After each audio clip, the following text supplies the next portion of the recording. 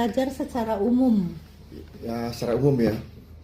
Ya, pada dasarnya kita harus mandiri ya. Jadi yang kita pelajari ya hal-hal yang mendukung untuk kita bisa mandiri. Ya, both academically maupun life skills. Dua-duanya penting dan juga kemampuan kita untuk beradaptasi di mana saja kita berada. Penting sekali. Dari kehidupan yang ya mungkin banyak orang alami juga kurang sejahtera, jadi saya sangat haus sekali untuk apa saja. Jadi semua pelajaran saya suka, ya tidak saya bedakan pelajaran A, B, C berguna tidak, semuanya berguna. Sebab saya umur 9 tahun ayah meninggal mendadak. Jadi begitu figur ayah tidak ada mendadak itu kami sangat kehilangan. Dan untuk cope, untuk kondisi, untuk supaya kita bisa meniti perjalanan hidup, ya kita harus ikut diri kita sendiri dengan apa saja. Jadi kalau ada ilmu baru pun sampai sekarang saya pengen belajar kalau bisa. Ya, dengan ilmu, dengan pengetahuan yang baru, lebih banyak, lebih baik, dan akan memudahkan hidup kita, mengurangi ketergantungan kita terhadap orang lain. Nah, sehingga ditaruh dimanapun juga saya siap. Siap. Terima kasih, Kapten. Kap Budi ini kan sebagai pilot itu lama sekali gitu. Apakah itu cita-cita awal, Kap? Waktu kecil saya pengen jadi dokter karena tertrigger kondisi saya sendiri ya, dari ayah meninggal, tenaga dokter langka, makanya saya pengen jadi dokter supaya bisa membantu orang lain. Ternyata ya takdir lain, saya akhirnya menjadi seorang penerbang yang Tuhan saya yakin sangat berserta dengan saya, membantu saya. Untuk jadi seorang penerbang itu tidak murah, mahal sekali. Tapi saya dimampukan, saya oleh Tuhan diatur, saya bisa menjadi seorang penerbang karena beasiswa dari Garuda Indonesia, yang mana untuk jadi seorang penerbang orang lain waktu itu secara umum sekitar, kalau US dollar sekitar 32.000, 35.000, saya hanya membayar 750 rupiah, tidak sampai 1.000 rupiah. Tanda terimanya masih ada, tanda pendaftaran. Jadi uang pendaftaran admin biar 750 rupiah, tes di Jogja beberapa kali, kemudian tes di Jakarta beberapa kali juga, lulus semuanya. Sehingga oleh Garuda kami lulus sebagai kadet pilot, dan saya dikirim ke Australia, ada yang dikirim ke Inggris ya, saya kirim ke Sydney, dan semuanya dibiayai oleh Garuda. Berarti Kap, kalau ada kemauan berarti di situ akan ada jalan gitu ya. Yes. Demikian seperti itu nggak, Kap? Dan satu hal, kita harus sadar kita mau jadi apa gitu. Kalau jadi seorang penerbang harus sehat. Jadi kita dari muda saya jaga kesehatan saya. Saya tiap hari itu bangun pagi, siram tanaman, kemudian lari tidak jauh, kira-kira 1,5 kilometer, pulang pergi jadi 3 kilo.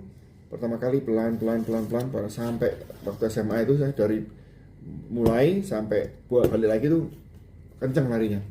Jadi kesehatan saya anytime sampai sekarang pun silahkan diperiksa. Ya puji Tuhan masih bagus.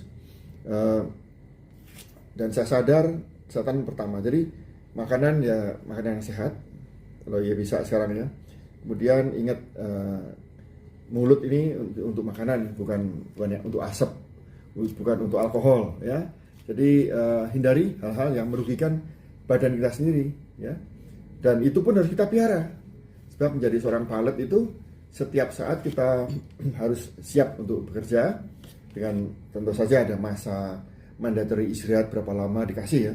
Tapi begitu masa istirahat selesai harus siap.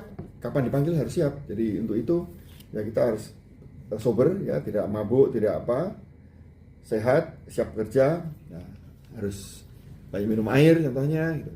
Jadi jaga kesehatan, juga pelajaran apa yang dibutuhkan misalnya.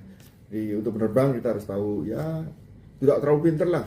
Matematika harus tahu, dasar kimia, fisika, ilmu alam, semua harus tahu. Ternyata apa yang kita pelajari secara akademis di SMA atau SMK mungkin itu sangat membantu waktu kita training jadi seorang pilot. Ya, Kapten Budi, kalau tadinya kan mau jadi dokter, terus tiba-tiba pindah jadi penerbang. Itu yang mengilhami pertama kali itu adakah sesuatu? Mimpi jadi dokter, tapi biaya nggak ada, ya. Jadi saya sempat kuliah tapi mampunya membayar untuk sastra Inggris saja waktu sastra Inggris di Universitas Sanata Dharma. Saya kuliah 1 bulan 3 hari. Saya berhenti, saya langsung karena diterima di Garuda, saya ke Australia untuk sekolah penerbang. Jadi niat saya mencari sesuatu yang bisa membantu ekonomi keluarga. Yang paling cepat ternyata waktu itu ya beasiswa dari Garuda Indonesia, yang mana untuk jadi seorang penerbang orang lain waktu itu secara umum sekitar, kalau US dollar sekitar 32.000, 35.000. Saya hanya membayar 750 rupiah, tidak sampai 1.000 rupiah. Tanda terimanya masih ada. Tanda pendaftaran. Jadi uang pendaftaran, admin, bayar 750 rupiah. Tes di Jogja beberapa kali, kemudian tes di Jakarta beberapa kali juga, lulus semuanya. Sehingga oleh Garuda kami lulus sebagai kadet pilot, dan saya dikirim ke Australia, ada yang dikirim ke Inggris, ya, saya kirim ke Sydney, dan semuanya dibiayai oleh Garuda. Berarti Cap, kalau ada kemauan berarti di situ akan ada jalan gitu ya. Yes. Demikian seperti itu dan, Cap? Dan satu hal, kita harus sadar kita mau jadi apa gitu. Kalau jadi seorang penerbang harus sehat. Jadi kita dari muda saya jaga kesehatan saya. Saya tiap hari itu bangun pagi, siram tanaman, kemudian lari tidak jauh, kurang lebih 1,5 kilometer, pulang pergi jadi 3 kilo. Pertama kali pelan sampai waktu SMA itu saya dari mulai sampai balik lagi itu kencang larinya. Jadi kesehatan saya anytime sampai sekarang pun silahkan diperiksa. Ya, puji Tuhan masih bagus. Dan saya sadar kesehatan pertama. Jadi makanan yang sehat kalau ya bisa sekarang ya. Kemudian ingat mulut ini untuk makanan, bukan untuk asap, bukan untuk alkohol, ya. Jadi hindari hal-hal yang merugikan badan kita sendiri, ya. Dan itu pun harus kita pelihara. Sebab menjadi seorang pilot itu setiap saat kita harus siap untuk bekerja, dengan tentu saja ada masa mandatory istirahat berapa lama dikasih, ya.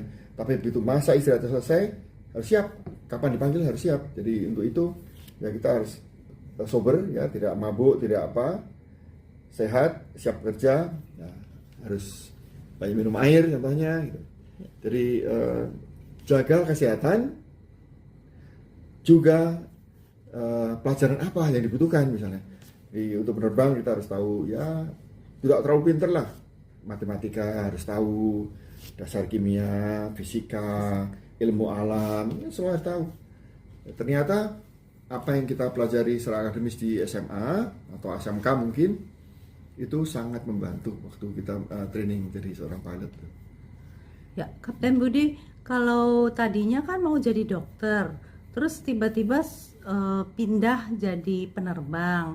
Itu yang mengilhami pertama kali itu adakah sesuatu? Mimpi jadi dokter, tapi biaya nggak ada, ya. Jadi saya sempat kuliah tapi mampunya membayar untuk sastra Inggris saja waktu sastra Inggris di Universitas Sanata Dharma. Saya kuliah 1 bulan 3 hari. Saya berhenti, saya langsung karena diterima di Garuda, saya ke Australia untuk sekolah penerbang. Jadi niat saya mencari sesuatu yang bisa membantu ekonomi keluarga. Ya paling cepat ternyata waktu itu ya penerbang. Gitu. Penerbang. Gitu. Dan ternyata dengan bekal ijazah SMA, Kapten perusahaan nasional ya, pertama kali Garuda. Dan saya masuk 76, saya pindah ke Korea tahun 89, Korean Airlines. Saya pindah 98 ke Singapore Airlines. Sempat ditugaskan Singapore Airlines ke Scoot. Dari Scoot sempat juga ditugaskan ke Nok Scoot. Dan ya 40 tahun cukup lah. Dan itu tidak hanya di satu negara ya, tapi karena penerbang berarti Kapten Budi juga berkelana ke banyak negara. Banyak negara, bahkan yang sangat sampai sekarang saya ketawa, orang lain mau ke Amerika kadang-kadang setahun sekali, atau seumur hidup sekali, atau seumur hidup 10 kali. Saya ke Amerika dulu sering 1 bulan 3 kali. Jadi saya ngelilingin bumi itu 1 bulan bisa 3 kali. Oke. Nah sekarang karena sudah istilahnya pensiun sebagai penerbang, kemudian Kapten Budi melakukan hal atau berkegiatan di bidang sosial terutama.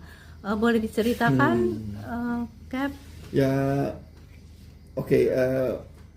Flashback sedikit.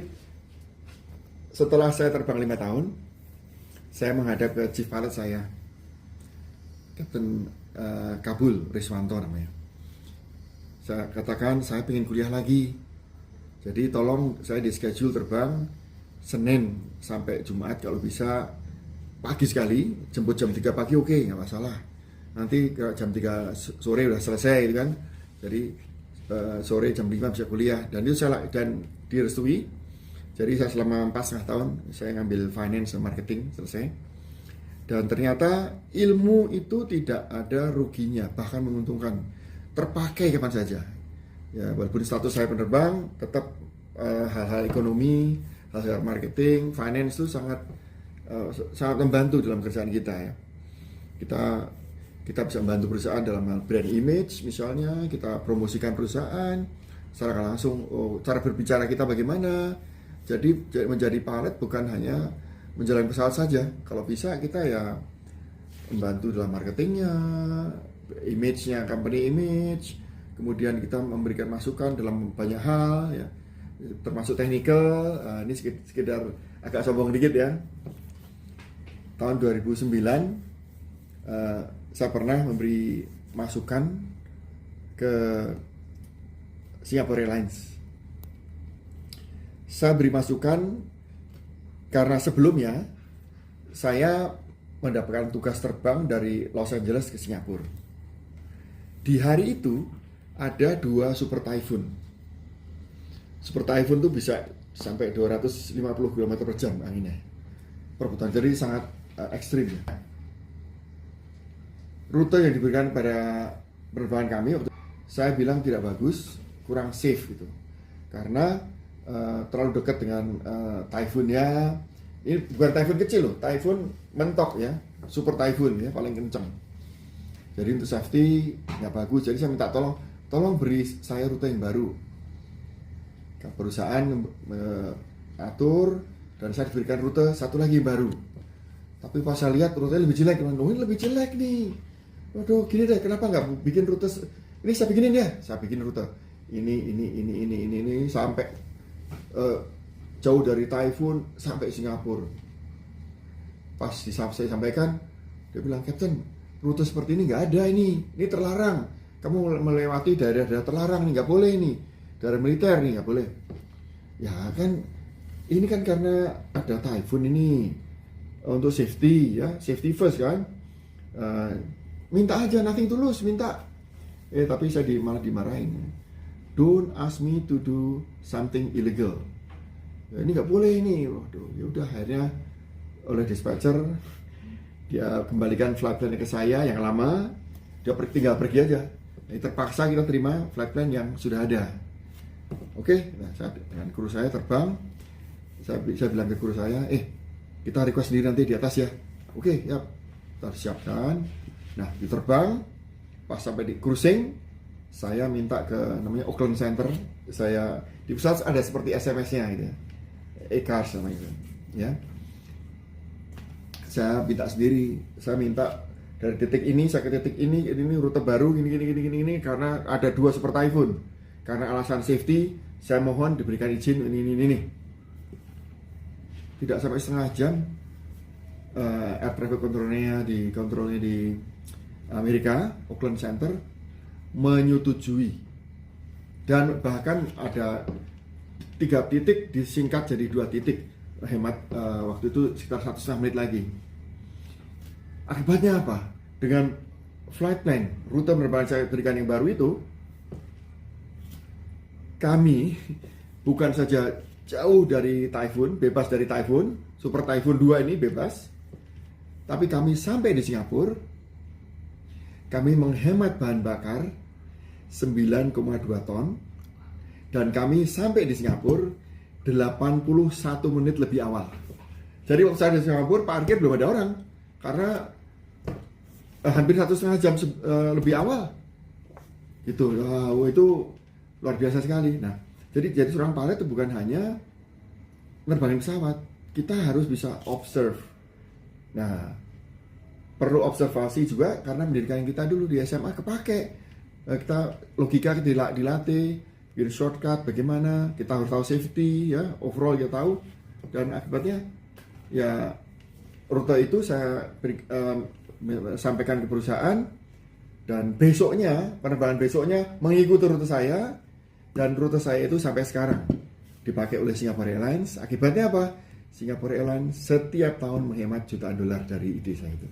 Nah, jadi kita jangan selalu pasrah menerima apa kondisi apa adanya, kita harus berpikir. Nah, untuk berpikir ya kita agility berpikir, kita harus ya ini secara komprehensif kita tahu apa yang kita kerjakan. Jadi dalam bekerja, dalam hidup, kita jangan pakai kacamata kuda aja, lurus tahu. Kita harus tahu kiri kanannya. Kita tahu yang namanya situational awareness gitu. Kiri kanan kita apa? Itu jadi belajar akademis sangat penting. Tapi situational awareness harus tahu. Kemudian kita harus target tahu. Kemudian tahu safety bagaimana mengimprove harus tahu ya.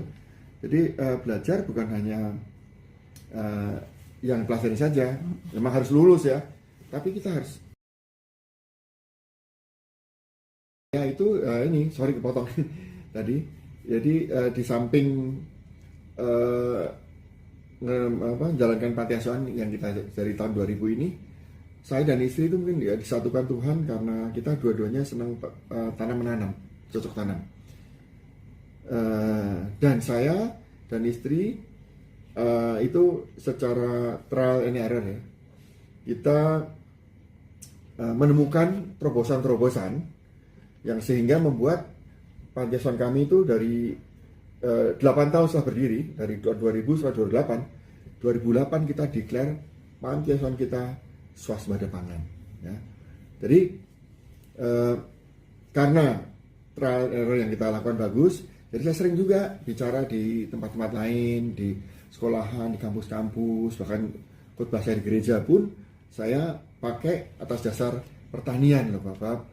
Bahwa Tuhan tuh mengatur segalanya baik ya. Itu ayat-ayatnya hidup dari pengalaman pertanian ini gitu.